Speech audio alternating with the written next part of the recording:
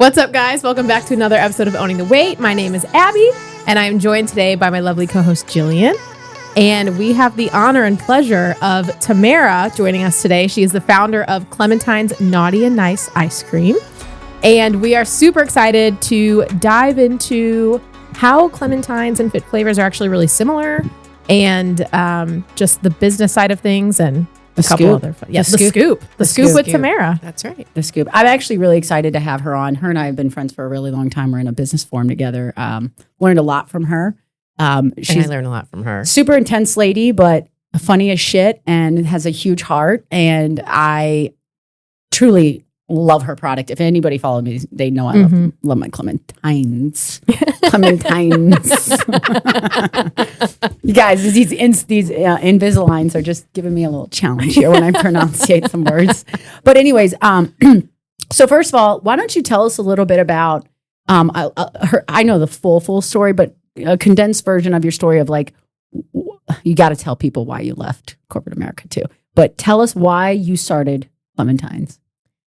Oh boy. Well, I decided to start Clementines really because after 20 plus years in corporate America, in a very successful role and doing the job of my dreams, or so I thought at that point, I really didn't feel like I owned my life. And I wanted to take that back, and I wanted to live for me. I felt like I was living and working so hard for other people. You were traveling a lot, right? Yeah. In 2012, I traveled 262 days that year. Yeah. And how old were you? 38. Yeah, you were almost 40 when she decided to take the plunge. Yeah.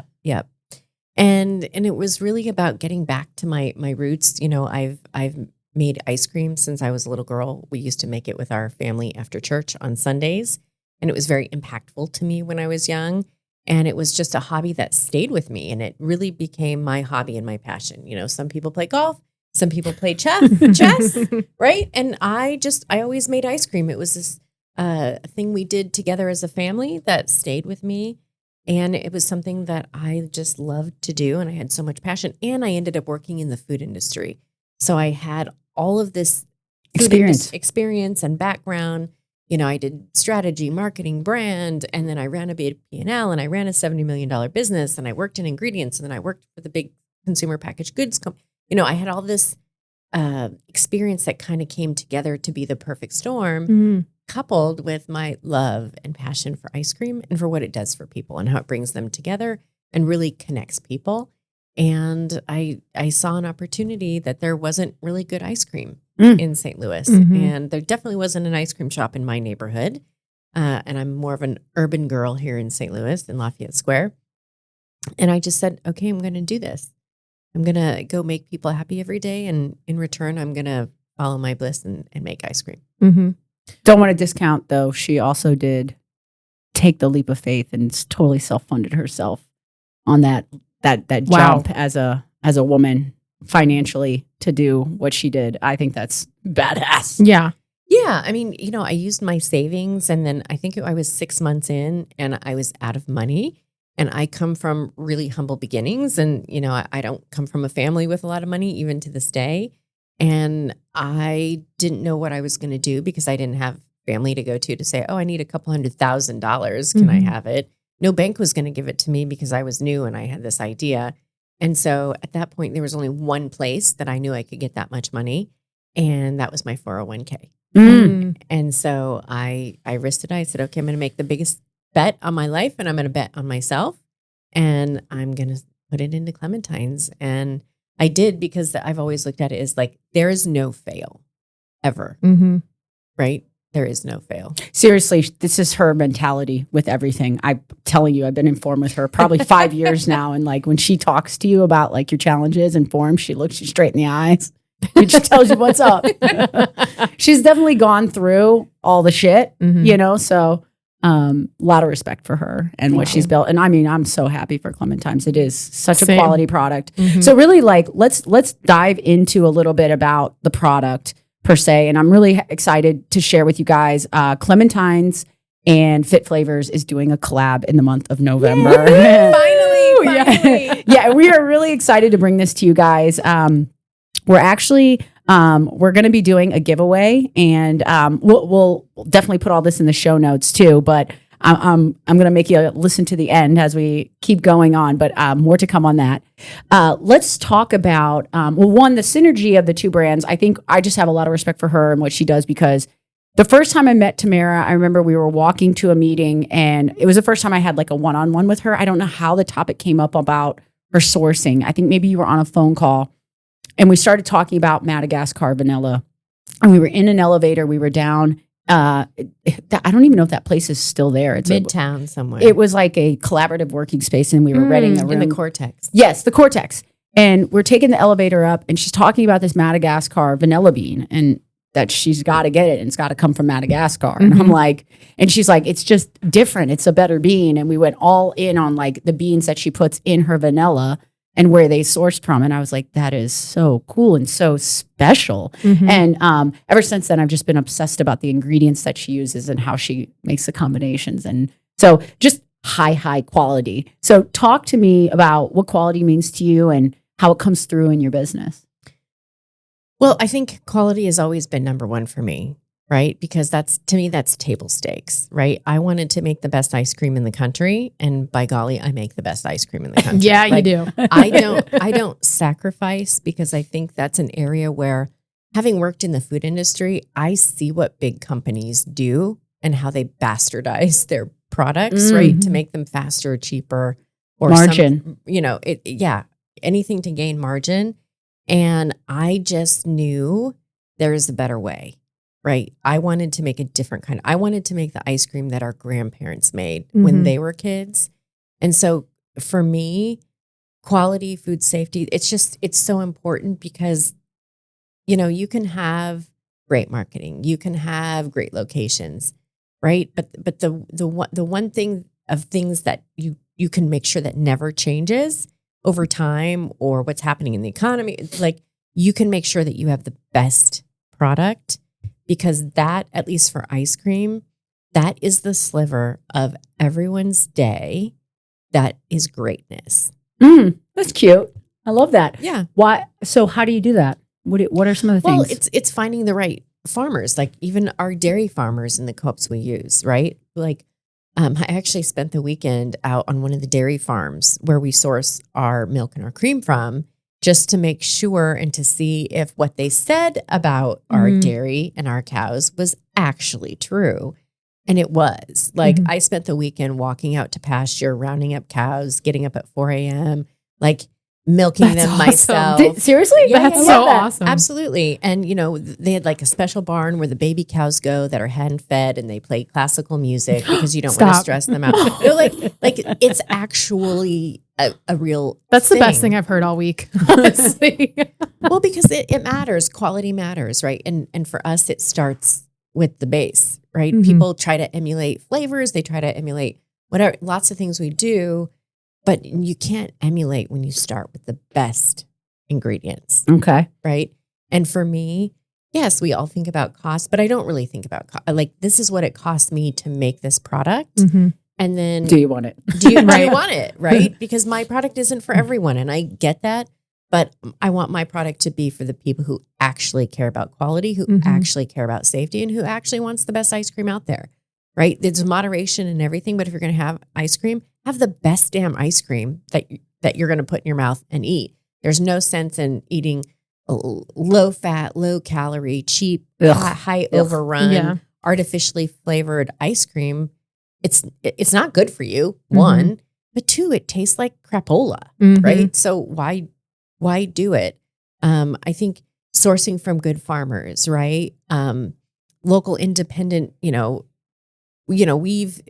So our front porch mint, sorry, I'm kind of going on, you can edit. I used to grow all the mint on my front porch because I could control how fresh it was. I could control that there was no pesticide. For your ice cream? For my ice cream. Is that literally why it's called front porch mint? That's literally why it's called front porch mint. That's because awesome. I used to grow all the mint on my front porch, and then I moved it to the Lafayette Square Community Garden, and then I went to the food roof and had them grow it for me. Oh my gosh. Because those things matter, right? It matters in how it tastes. It matters that you're supporting your local food economy, right?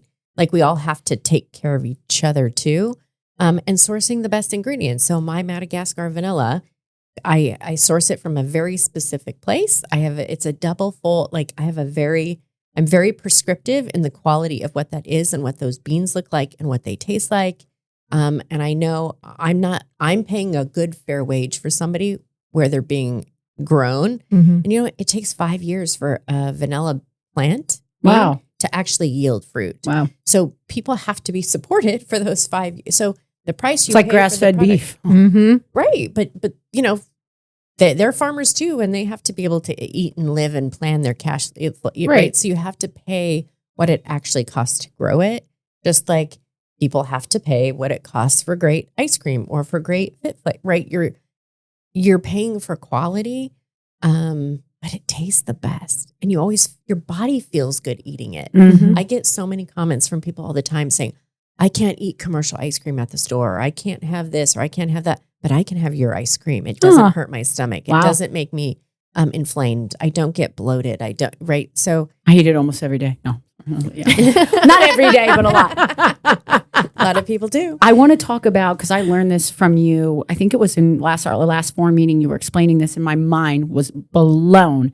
You were talking about the air that is whipped into the ice cream. Break that down for us in like the small batch and how you do that and how they stretch it versus how you don't. Sure.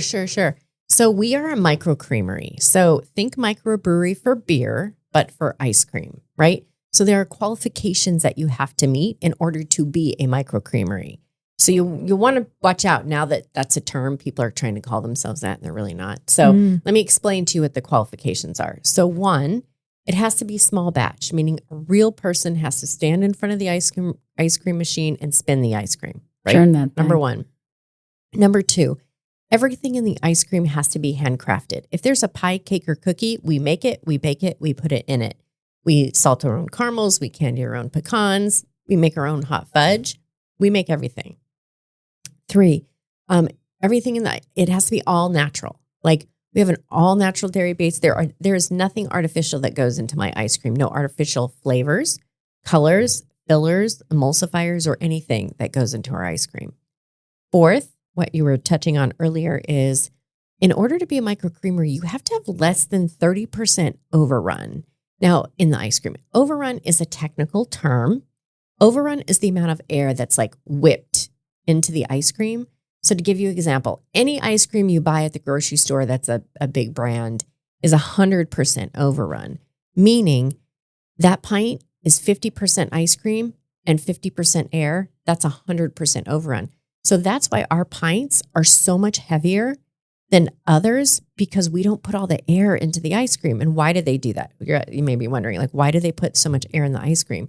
Because you can fill more pints. The more air you put into a product, you can fill more pints. More yield. Yes. More yield. You get more yield out of it. It's like, have you ever gone into an ice cream shop and the ice cream like instantly melts everywhere? It's because it was so full of air and overrun, it just instantly melted and fell away. So it's something that... Is that like what a lot of the soft serves are? Like when you go to fast food, like McDonald's ice cream? Is that... Well, it's not actually ice cream. It's called frozen dessert. So ice cream also, I'm diverting, but ice cream in this country has these rules and regulations called standards of identity. Oh. So in order to be ice cream, you have to have so much fat, so much cream, so much sugar. Like it has to meet thresholds. That's why a lot of those places, when you go to Dairy Queen or McDonald's or whatever, it's not actually ice cream. It's like a frozen dessert. Ah, right? that makes sense. They can put any kind of ingredient in it, and it's called a frozen dessert. So be careful there. Oof. So back to the overrun. So most ice creams and most ice cream parlors put 100% overrun in their ice cream because they can use less actual ingredients to do more ice cream. And same in the grocery store. We have less than 30% overrun. Like it is hardly have any air. That's why it's really so decadent and creamy. And it's why when you take a bite and 2 minutes later, you can still taste it in your mouth. That all that goes together, moving and coupling in with the last point. So the last component of being a micro creamery is all around the butter fat. So in order to be a micro creamery, you have to have more than 16% butter fat in your ice cream. And we have 16 to 18%. That's why it's like really creamy and really decadent and super satiating. That's why you don't have to eat a lot of our ice cream Mm-hmm. to be like super Totally. satiated. Yeah. You can Totally. just go I'm a in at one the end of scoop the day. girl. One scoop. Yep. Well, and sometimes you don't even need one. You can just pints in the freezers. So many days I just walk into the freezer. I'll just grab a spoon and I'm like good. Like I just need a spoon. I know you're not like that. No, I'm like laughing because I did it with the fork the other night with the vegan caramel. It's The a cashew caramel. vegan cashew caramel. Ooh. It's not like a staple. Oh, it's like It's a seasonal. funsy. Yeah, Got yeah. it. Which the Monster Crunch one, well, Franken Crunch. Oh, Franken Crunch. That's really tasty. Oh, that's the matcha with I like strawberries. That. Oh. Freeze dried strawberries. Freeze-dried They're like strawberries. chewy. They're really good.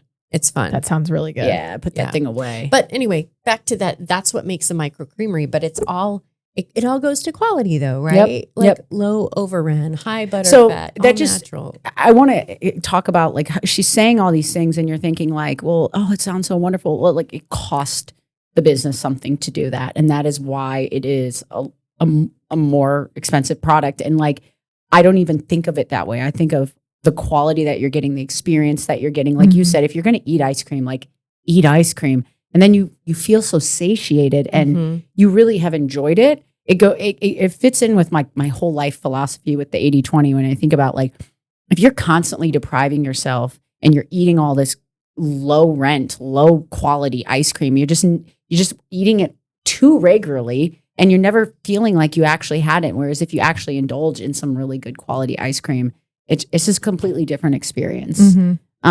But I do eat Clementines a couple days a week. I'm not gonna lie. I found a way to make it work. I don't eat a lot of it. I don't. But Clementines is probably like 70% of my 20%. Oh, Like I love Clementines. My middle child is obsessed. He loves Blue Moon. That's so like his your favorite. top flavor is the salted Okay, caramel. well, I have a couple, but salted caramel cookies and cream Mhm. and Italian butter cookie. Italian butter Yeah. cookies like That's fire. fire. OG. It's so good. So you make my the absolute favorite. Italian butter cookies? So we don't, but we source the best cookies because it was really actually hard for us to. Is it like a make them. biscotti or something? Yeah, it's like a speculoos. It's a speculoos cookie. Oh, Why I like it so much. It's really good. It's really good. But I want to point to the fact that Fit Flavors and Clementines, like whenever you peel the layers back of what the businesses are, like quality is at the forefront. the foundation, Yeah. of both businesses, which is so great because unfortunately in today's like time, it's really rare to find businesses like that.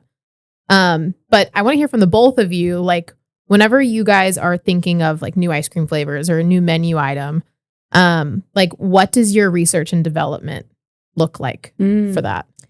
Oh boy. Mine, it's really vast and varied. So I travel a lot, and I've traveled all over the world. I've lived all over the world, and I love to take savory items. I like to take from savory and pull into sweet. So if you'll notice a lot of our ice cream, there's a couple flavors that are really gooey butter cake is very sweet, but we make a lot of flavors that aren't actually super sweet. Chocolate tahini. Chocolate tahini. Yes. Mm. Honey lavender. Because ice cream shouldn't be so sweet that you just squint, right? Right. Ice cream, you should taste the flavors, and that's important. So I pull from a lot of savory. I pull from different desserts. I'll try something, like I have the snickerdoodle peanut butter balls that you guys make over there. Well, there may be a peanut butter snickerdoodle ice cream coming. So, I love to pull from other people's great ideas as well and see if I can make an ice cream out of it or take something like totally savory. A couple years ago, there was this James Beard chef and she had this lamb dish. Oh my gosh, it was amazing. And her spices that she used in it was like, they were just blowing my mind. And I said, I wonder what this would be like in ice cream. Mhm. And then I went and I found what spices she used in the dish. I called her up later. I'm like, hey, what's your spice deck on that dish? And she shared it with me and I was like, right on. And then I went and took that same spice deck and made an ice cream out of it. And I called it Anna after her. Oh, But it was Was it a so vanilla good. base? All ice creams start with a vanilla base, right? So that's where every ice cream flavor actually starts, except for chocolate. Like a creme anglaise, right? Mhm, Okay. mhm, But mhm. but do you actually put vanilla in it or Vanilla goes in 90% of all ice cream Oh, flavors. okay. Mhm. even if it's at like 1%. It's kind of like putting vanilla extract in everything you bake. Yes. And salt. Do you guys use salt in your ice cream? Sometimes. Okay. What would you say that your guys, what's your most popular flavor? Oh, well, gooey butter cake for sure is our number one flavor. But it's quickly followed, I think, by the salted caramel cookies and cream. That's taken some good market share away from salted cracker caramel and Italian butter cookie. What's your best-selling like naughty flavor and also your best-selling vegan flavor? Best-selling naughty flavor is maple bourbon with salted candied pecans. Hands down. Yum, yeah. Followed by pink champagne sorbet. And then our best vegan is definitely our chocolate coconut fudge. That's just it's so decadent. Very decadent. Yeah. What's been your favorite out of all the flavors? Oh, you go through like phases or seasons? I do go through. I love all the new flavors. It's hard right? to ask They're Yeah. someone. different. I'm like, when people ask me what my favorite meal is, I'm like, seriously? I know. But I will say my Madagascar vanilla, I eat it almost every day. It really is my favorite ice cream. In fact, when they see me coming, they don't even talk to me usually. They just like Bring you a cup? They bring me a cup and they like load it with hot fudge because I have the best. Oh, it's so I have good. the best hot fudge. It's so good. It is very good. Never had the hot fudge. Oh my God, it's so good. You should try it. And so I just like what, and they just like hand it over the counter there because they know that I'm going to eat. I think for me, when I get inspired, I mean, like she said, she travels, like going out to dinner, I just see the combinations. Too, a lot of photography for me. For me, it's colors for presentation. I think about food and people eating with their eyes. So when I see a beautiful photograph of food, like in a magazine, why are those colors contrasting? Like is it a vegetable combination that I can take that vegetable combination and then somehow work it into a dish? And then like, if I'm out and like I said, I'll see things on menus, and it's typically when you go to a finer dining restaurant and the chefs will get really creative and they'll put 2 to 3 foods together. And I'm like, dang, how do they come up with that combination? And it's like, you know, they got a crazy herb, they got a fruit, and then they've got something sideways. And it's like, and it just works. And it's like, can we work that in somehow into a turkey dish or a chicken dish? And so I'm always inspired by eating out and obviously beautiful pictures. I'm a big Pinterest fan as well. Yeah. And well, thankfully I'm in a business too, where people say, have you ever thought about XYZ? Giving you flavor? feedback? Yeah. Yeah. So I always listen to that. I mean, people are like, I'm sure you must hate people telling you this. I'm like, no, because I get great ideas that come from my customers. So I'm always My open to girlfriend that. was the one who was like, you need to do a potatoes au gratin. Literally, it was Mary Swanson, TJ's mom. And I'm like, okay. It is one of the most popular It's sides. literally one of the best things. And so when I came It's up with so it, good. I put cauliflower in it to cut the starch back because it's a higher fat meal. It's also served with our steak. So I was like, let me see if, and the carbohydrates are actually very, very low in that meal. I think it's 27 grams in the whole meal. That's great. For the potatoes au gratin, green beans, and steak, which is a great like balance of macros. And you still feel like you're indulging with the potatoes and the cheese and the homemade bechamel. So it's just nice. That's cool. I remember a couple of years ago, the Fit Flavors Culture Committee got to go to a Clementines location. And we got to meet with the R&D chef, which was really, really cool. And she led us through like an exercise of how to mix flavor profiles and like how to make an ice cream. And we ended up making like a customized ice cream flavor for our holiday party that year, which was really cool, using one of like the products we had at the time, which was really, really cool. Yeah, we took one of our snacks. Yeah. It was really good. Folded it in. It was called Cool Beans, and it was like a coffee That's right. espresso flavored ice cream. Yes. But how do you decide what flavors make the cut, like to be served in the shops? So we do consumer testing on our ice cream flavors as well. So, I may come up with an idea. My R&D chef may come up with an idea. We make the ice creams. We're the first line of defense, so to speak, right? Do we like it? Do we not like it? And then from there, it goes to our employees. And then once we get feedback from our employees, then it goes out to our consumer panel to actually taste. Wow. That's awesome. Talk about, this is off side note, special flavor she had. It's the most memorable flavor I've ever had. And it just, the fairy floss. Walk the cotton candy. Oh, dude, this flavor is ridiculous. Which is so funny that was her favorite because it's such like cotton candy is such a crappy, like bad for you product. Oh my gosh, you I guys. was totally surprised that she's like, oh my gosh, this is my favorite flavor. I'm like, really? But it was different than cotton candy. It was, I had never, the flavor was like a bomb in your mouth. And then you had those little like pieces of candy or The Pop Rocks. Was that what that was? Uh-huh. But they weren't like hard when you ate them. They were more chewier. They almost like softened in the ice cream. It was a pink ice cream, and you did it in collab or With the Missouri History Museum. So the new 1904 World's Fair exhibit had just opened. And so we have done a collaboration with them all year. And we created 4 new ice cream flavors based around things that were invented or created at the World's Fair. So as we all know, the ice cream cone was invented at the World's Fair in 1904. But we didn't know that. I didn't know that. I did know that, actually. I did. Okay. So, but cotton candy, or then it was known as fairy floss, was also invented at the World's Fair in 1904. Yep, That's so cool. As well as the hot dog. Mm-hmm. And then Did you do a flavor for that? I didn't do that. Oh. One. That wasn't very popular. She's like, I'm tapping out. We did that for April Fool's Day one year. And can I tell you, we had like over 200 people show up to try Stop. this nasty hot dog water ice cream. It was so gross, but we made it.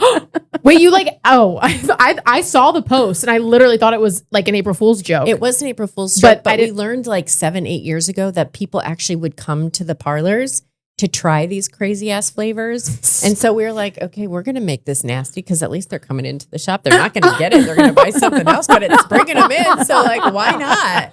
Oh my gosh, I love it. Oh, we've done pickle, we've done toasted rav, we've done hot dog water, we did Toasted rav. we did crickets. I remember you telling me about that. We've done all kinds of. I remember hearing, this was a while ago. It wasn't this past summer, but it was a while ago.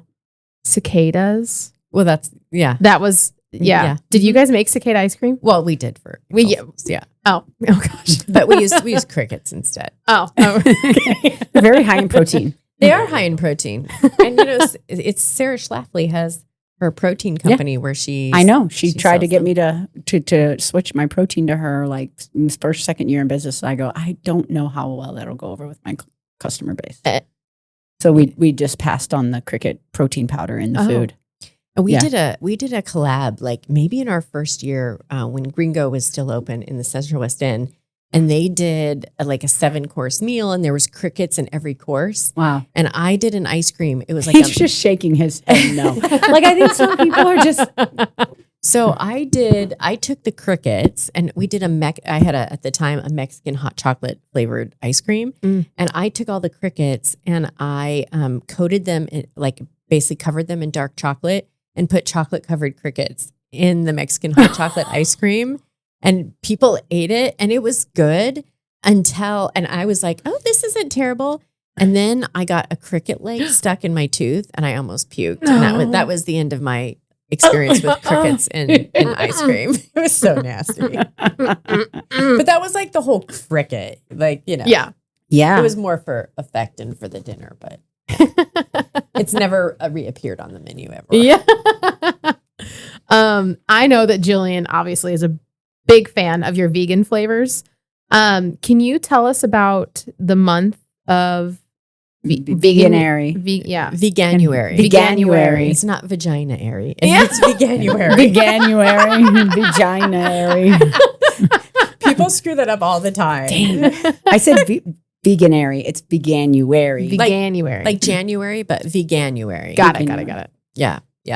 So, gosh, I don't know, 5-6 years ago, I think, we're pretty hip on pop culture and what's happening. And I pay attention to a lot of what's happening in the food scene on the East Coast and the West Coast. And we started seeing this like Veganuary. And I'm like, what is Veganuary? What is that?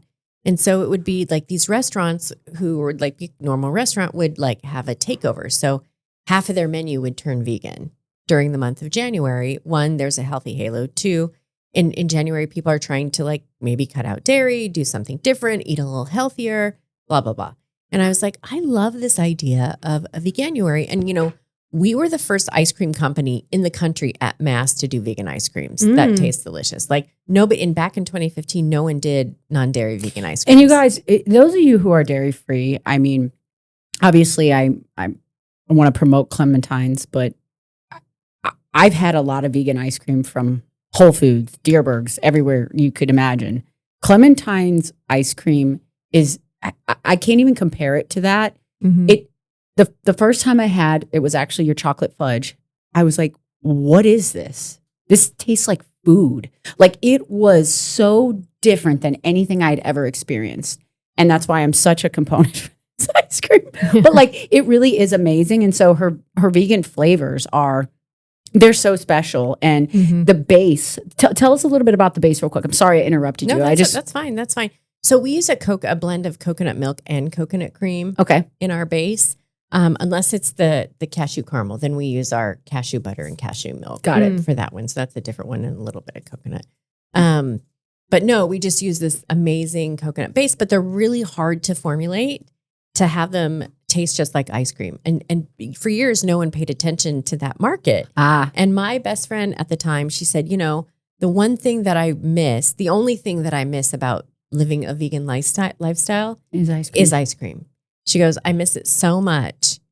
So if there's any way you could possibly do a great tasting vegan ice cream. So this was a friend. This was a friend who came to me pleading, saying, make this product. And so my third flavor I ever did formulated in Clementines was the chocolate coconut fudge. Wow. And I was like, that's what I'm going to do. And so we started making them, and we've been committed to that market since. And now our national competitors and other people try to make them, but no one has captured more awards nationally than we have for our vegan non-dairy. And I just don't think they're really expensive to make. They're expensive to make, and they're hard to formulate because we use the coconut milk and the coconut cream. You don't want all the ice cream flavors to taste like coconut. So even our chocolate coconut fudge, I know what you mean. You can't really actually taste that much of the coconut. And definitely a lot of our other flavors, you can't taste any coconut. So that takes a lot of skill in formulation to create a vegan non-dairy ice cream that doesn't taste like coconut, since that's the base. And so I think that's a skill that we've perfected over time. I mean, I know I used to spend, when I made all the ice creams in the kitchen in the beginning exclusively, I spent a lot of time on that. But they're really expensive to make. But they're so delicious. And we have people who their favorite, if you ask them what their favorite flavor at Clementines is, they'll tell you, lemon poppy seed. And they don't even know that it's vegan and non-dairy. Or people will be like, the chocolate coconut fudge is so amazing. So they actually taste like real ice creams. And that's the beauty of it. And that's why we have such a massive cult following for it. In fact, I'm in the cult. You're in the cult. You're a connoisseur. Get it? Connoisseur, but connoisseur. No, we actually even have this mom. I just got it. Like ice cream cone. I'm like, I thought we were talking about coconut. Is it coconut connoisseur? No, it's connoisseur. Connoisseur. Cone. Okay. We actually have this mom who lives out in one of the suburbs in Chicago, and her kids can't have dairy. They have this allergen, and she's part of this moms group and found out that all these moms were. So literally since we've been open in 2015, she comes 2 or 3 times a year with a big Yeti and dry ice in her car, and she will buy 300 pints of our vegan ice creams to take back to this mom's group, and then they divide the cost up or whatever. But she still makes the trek in her big SUV 3 times a year, and she'll buy 200 to 300 pints at a time and take them back. It's really amazing. Dang. Yeah, from someone that I am definitely a dairy consumer, I had never had any of the vegan flavors until I met you. So when I saw that there was this trend happening in regular restaurants in New York City, I'm like, we can do this. And we had such a focus on it. So every January now we do Veganuary. And so we basically do a vegan takeover. So we offer 24 flavors on the rail. We call it the rail, like in the dipping cabinets. And so literally 10 to 12 of those flavors become all non-dairy vegan for the whole month of January. So we get to come up with all these really cool vegan flavors. And then what we do at the end of the month is we go on social media and we have our customers vote on the best of all the new vegan flavors. And then whichever vegan flavor wins, we keep all year. Oh. And that's actually how the tahini chocolate chip was born. Was that was the thank the flavor? Lord. That's not going anywhere, is it? No, it's not. Okay. So I created Asking for a friend. Yeah, that's right. So I created that flavor, and it was the standout winner. I was like, oh my gosh, because to me it tastes like a chocolate chip cookie dough ice cream. It's so good. It's so It's good. so Jason good. now eats it. I'm like, that's not yours to eat. You're supposed to eat the Italian butter cookie. He's eating all my vegan stuff. I'm like, mine's the green lid. That's right. That's right.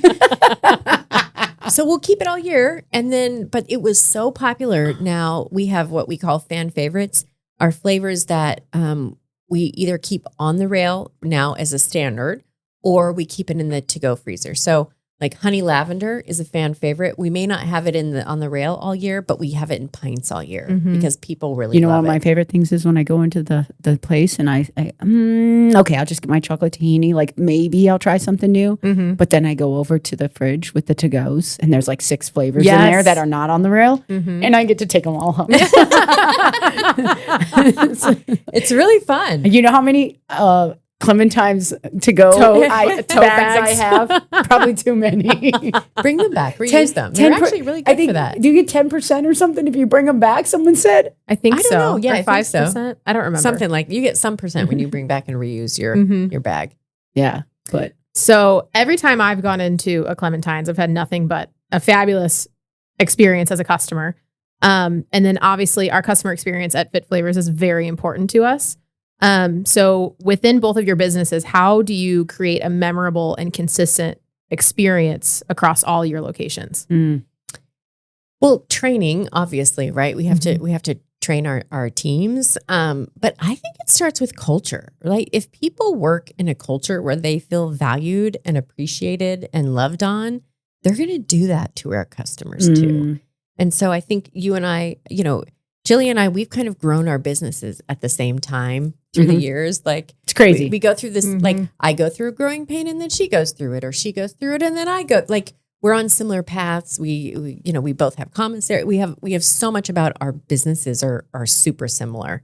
But I think part of the values that we both share is how we treat our teams. Yeah, like our vision statement is to serve people with love. That's the first part of our vision statement. And it's like everybody wants to be loved. And if you can just give that to your customer when they come in, because a lot of times our customers are coming in for a reason. They either want to lose weight or they need a resource. They need this convenient product. Like this is a resource. It's not just like going and grabbing a bite to eat. Like a lot of times our customers are coming in here for a purpose. And so our associates need to figure out why our customer is here. So like there's a whole process for them in that like customer Discovery. Yeah, we have like a 7-step process. We call it our customer experience standard. Like that should happen when a new customer comes in the door. And 1, are we welcoming them? And 2, is there a personal connection where you're like, hey, Tamara, what brought you in today? And then you tell me. And then if we can make that connection, you might go a little personal and tell me what's going on with your health. Then you've opened the door for me to really give you the resources that you need. Maybe you have certain dietary restriction that I can lead you to the meals that'll best suit you. And we have all that stuff here to help people on their journeys. And so it's making that, for us, it's that personal connection for their health journey. Yeah, I think identifying what that customer journey looks like. So for us, we're not so health focused around those Just things. a little different there. But for us, it's that 15-minute vacation for somebody. Or, we talk a lot with our teams about, it's easy to tell when people are coming into our parlors, if they're with friends, if they're with family. What you don't know is that person that comes in alone, why are they coming in? So literally, they could be looking for a little bit of happiness. They could be sad. They could be like, people are coming to us for joy. They're coming to us for happiness. And it's our responsibility to make sure that their lives are better with our ice cream in their hands. And when they walk out the door, they feel like that someone has loved them, because oftentimes people will come in and maybe that's the only interaction that they've had with a physical person in that day or in that week. Like literally they open the door and they step over that threshold and their eyes open and their shoulders open and they get a smile on their face and they know in that second that their life is going to be better in less than 5 minutes. It's really it's really a beautiful thing. Next time you come in, when you're sitting there having your ice cream, look around and watch that process and it'll blow your mind. I appreciate as a customer, especially whenever I go in with my kiddos, that the person serving me and my family, they're so patient because my kids want to try every single flavor of ice cream. Oh, wow. I mean, Love not that. every single, Love but a love lot. the sample trial spoons. Dude, it's great. Yeah, I love it. Well, again, it's that 15-minute vacation. You may still walk out with gooey butter cake, or your kids may still walk out with Blue Moon, but they want to know that they've been able to, you know, that really taps into the endless curiosity we have for the other and for things different and to be on a little adventure. We may still like our vanilla, right? We may still like our gooey butter cake, but at least we tell ourselves we get to go on a little adventure, and that's very gratifying for people. Hmm. And also, I have to say, the candle that you guys came out with is Isn't it also awesome? it's awesome. I don't know about that. Ice Oh my cream God. flavors. Yes, it's awesome. Was that Frank? Yes. Frank's our creative secret genius. You should have him on here. He'd love that. That would Very different conversation. that would be fun. Yeah, he's the creative one behind everything in the storefront. Oh, really? He designs. He's our brand curator. I was gonna say your guys' branding is very unique, Mhm. very cool. So Frank does all of that. Mhm. He designs all of our parlors. He's responsible for our retail merchandise. So all the cool hip things, that's all Frank. Like, I am not cool or hip at all. At all. Right? She just likes nice things. and I make great ice cream, and I'm Yeah. very creative that way. But like all the cool hip stuff, that's all Frank. That's Frank. cool. So, final question: forget that Fit Flavors and Clementines already did like a little collaboration just for like our internal for our Fit Flavors family. If Clementines and Fit Flavors could get together to make an ice cream flavor, what do each of you think that would look like? Oh. Just Peanut butter butterscotch at the moment. Oh, yum. Butterscotch. I like butterscotch. yeah. Or snickerdoodle. Like I think it would have to be, snickerdoodle I think it would peanut have to butter be something. vegan. That would be my Ah. only request, but I would lean on her. Yeah. Yeah, we could totally. Yeah. Yeah, We that can way make I that could eat it. happen. Yeah. I think it would go over really well too. Mhm.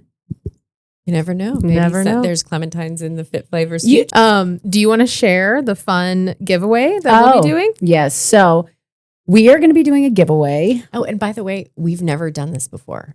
I don't give away free ice cream at all. Really? Yep. Oh, Nope. we feel special. Oh my gosh.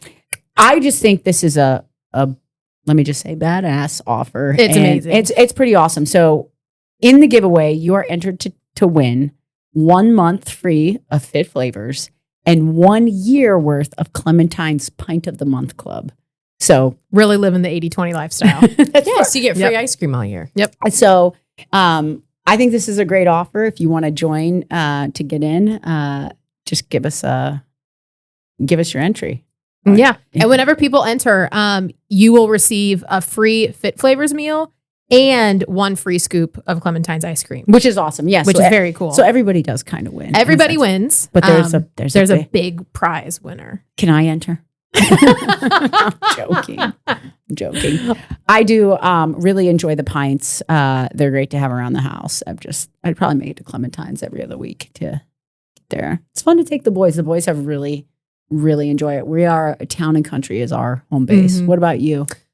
If I'm at my house, Lake St. Louis, or there's times where Jillian's like, "Hey, would you mind running to Clementine's for me?" And I'm like, "Oh my God, twist my arm." Yeah. But I or remember Town and the one Country. time we had just gotten where did we go? San Francisco. Where were we on our last form out in California? Newport Beach. We're in Newport. We're literally in the rental car heading to the Ah. house, and she's talking to me about flavors, and I freaked out, and I called you, and I sent you there to go get the vegan Yep. flavors. That was when we had like the raspberry push pop. Which is now permanent. That's Sydney's favorite. You know what? That one, I think I like the creamier ones. That doesn't have the coconut base, does it? Yes, it does. It does. What? Yes, it does. Tastes like a Push pop. like a sherbet or something Yeah, like yeah, more yeah. icy. That's incredible. Wow. Yeah, maybe I just like the nuttier flavors. That's why I like the tahini and chocolate chip and cashew Mhm. caramel. I'm definitely like, I really, really like the dessert like flavors. Like that's my jam Yeah. for sure. It's ice cream. Yeah. Well, we hope that you guys got some really fun bits of information, behind the scenes information about Clementines. And make sure you enter the giveaway. How many locations do you have in the St. Louis area? 8. 8 locations in the St. Louis area. And then you ship as well. Do you want to? Yeah, we ship all over the country. You can go to our website and click on the link and it'll take you to Goldbelly and you can order it there. I've actually done that for my sister for her birthday. And she actually said, I got her 3 pints. This was the best birthday gift you could ever give me. It was just different and fun. And I got to sample them all. Just do this every Christmas and birthday going forward. Well, what do you get somebody who has everything, right? An experience. You get them an experience, and there's no better way than to give them Clementines. Like someone told me once, you never remember the person who brings a bottle of wine to a party or to a dinner, but you always remember the person who brings Clementines ice cream. Oh, geez. That's so true. That's cool. Yeah. That's awesome. All right. Well, thanks, guys, for tuning in today. I hope you enjoyed meeting Tamara, the brains behind Clementines. I hope you guys get involved in this little promo we're doing. And obviously, her and I are both open for feedback if you ever have any feedback or ideas for the menu. So slide into my DMs. There you go. All right, guys. Thanks for tuning in. We'll catch you next time.